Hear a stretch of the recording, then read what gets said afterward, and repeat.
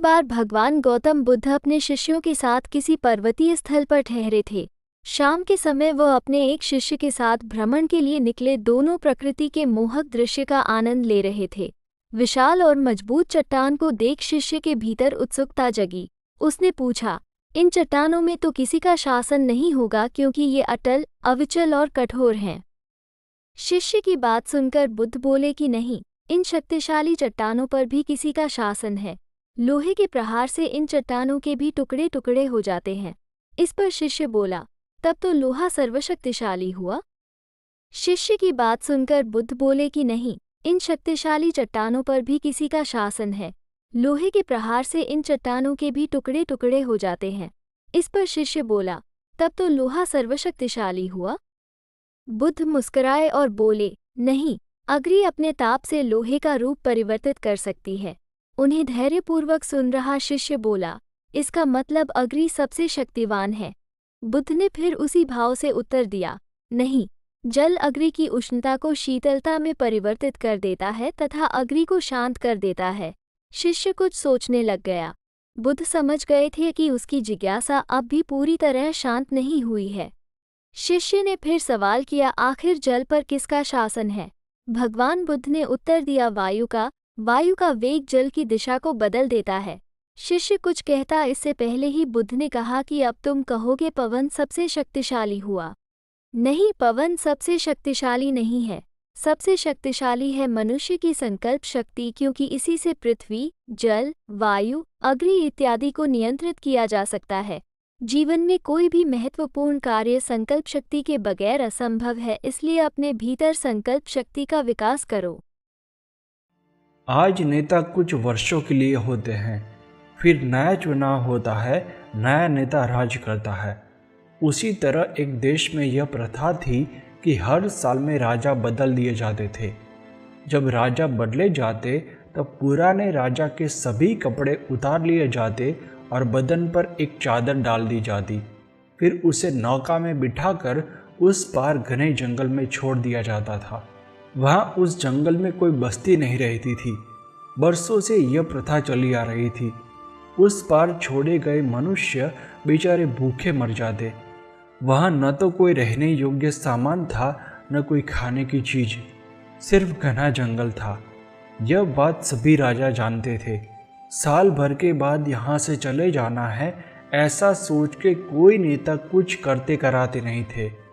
एक बार एक आदमी को राजा के तौर पर चुन लिया गया। अब तक जितने राजा बने थे उनसे ये कुछ समझदार था। समझदार वह जो अपना अगला काम बना ले, जो भविष्य को देखे, वह समझदार। उसने अधिकार मिलते ही मंत्रियों और अन्य लोगों से पूछा कि हमारा कितने दिन का अधिकार है। उसे बताया गया कि 1 वर्ष का। उसने फिर पूछा कि साल भर में अधिकार की कोई सीमा है? उत्तर मिला, नहीं, कोई सीमा नहीं है। आप जो चाहे सो कर सकते हैं। 1 साल तक आपकी सारी बात पूरी की जाएगी, ज्यों की त्यों मान ली जाएगी। आप कुछ भी करें, किसी को बसाए, किसी को उजाड़े, आपका पूरा अधिकार है। तब उसने अपने मन में निश्चय किया कि जब साल भर के बाद यहाँ से जाना ही है और वहीं घने जंगल में जाना है, तो पहले वहाँ की व्यवस्था करे। यहाँ साल भर जो रहना है उसमें जो जिम्मेदारी के कार्य मिले हैं उनको निभाएंगे।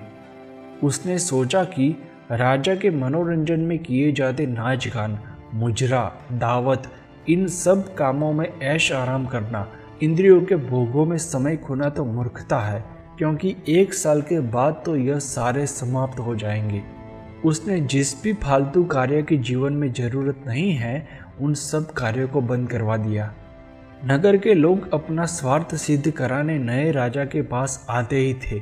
उसके पास भी आए और बोले, राजा जी, हमने एक जगह सुंदर नाच गान का बड़ा खूबसूरत इंतजाम किया है।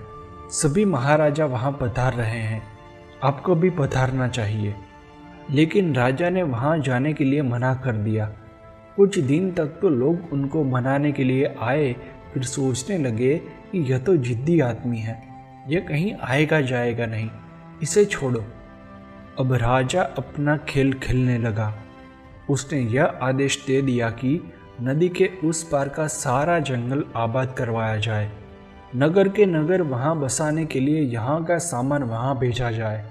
11 माह पूरे होने तक वहाँ सारी व्यवस्थाएं हो जानी चाहिए। राजा के हुक्म का पालन हुआ। नदी के उस पार का पूरा जंगल आबाद हो गया। यहाँ से अच्छी अच्छी चीज़ें वहाँ गई। अब साल भर पूरे होते ही नियम के अनुसार उनके कपड़े उतार लिए गए और चादर पहना दी गई। राजा को नाव में बिठाकर नदी के दूसरे किनारे भेज दिया गया। नाव चली तो यह राजा हंसते हुए चले। उनसे पूछा गया कि आपसे पहले के राजा तो सब रोते हुए गए थे, आप हंसते हुए क्यों जा रहे हैं? उसने कहा, सभी यहाँ हंस रहे थे इसीलिए रोते हुए गए। मैंने यहाँ हंसना छोड़ दिया इसीलिए हंसते हुए जा रहा हूँ। सभी राजाओं की तरह हम यहाँ भोग विलास करते, हंसते तो हम भी खाली हाथ रोते हुए जाते। लेकिन हमने अपना आगे का सारा काम कर लिया। जहाँ हमें जाना है वहाँ हमारे लिए यहाँ से अधिक सुख साधन मौजूद हैं, इसीलिए हंसता हुआ जा रहा हूँ। ओशो सर। दोस्तों, ये कहानी की सीख हम 2 पर्सपेक्टिव से ले सकते हैं, एक आध्यात्मिक पर्सपेक्टिव से और दूसरा जीवन में सफलता प्राप्त करने के पर्सपेक्टिव से। ये कहानी हमें सिखाती है कि हमारी जो उम्र है वह बिल्कुल नबी तुली है। प्रत्येक श्वास का हिसाब है कि इतने श्वास आएंगे और जाएंगे, और जहाँ श्वास पूरे हुए फिर उसके बाद जाना ही है। इसलिए जो कुछ भी करना है उसे अभी कर ले, और जो करने के लिए यह मानव जीवन मिला है उसे सबसे पहले करना है। आगे के लिए तैयारी यही करनी है कि भगवान में हमारा मन लगा रहे, भगवान हमें ले जाने के लिए प्रस्तुत रहे। यही तो आगे की तैयारी है। इसके लिए यहाँ कोई ममता आसक्ति न रह जाए। जो कुछ भी यहाँ का बंधन है वह ममता और आसक्ति का बंधन है। यह मेरा है, यह ममता है, ममता ही बांधती है। इसीलिए जगत के प्राणी, पदार्थ और परिस्थिति से आसक्त न रहे। सब छूटेगा, यह निश्चित बात है, और ऐसा छूटेगा कि हम उससे संबंध नहीं रख सकेंगे। फिर चाहे आप भूत प्रेत होकर भटके, रोए, चिल्लाए। दूसरे पर्सपेक्टिव से देखें तो अगर हम अपना फ्यूचर सिक्योर चाहते हैं तो हमें जीवन में 18 से 24 साल की उम्र में ये 3 प्रश्नों का उत्तर एकदम क्लियर होना चाहिए। हमें क्या चाहिए, कहाँ जाना है और कैसे जाएंगे। ये 3 प्रश्नों का उत्तर उस राजा की तरह हमें टेंशन फ्री कर देंगे जब हम अपनी आधी जिंदगी जी चुके होंगे। दोस्तों, ये कहानी हमें आगे की तैयारी अभी से करने की सोच सिखाती है।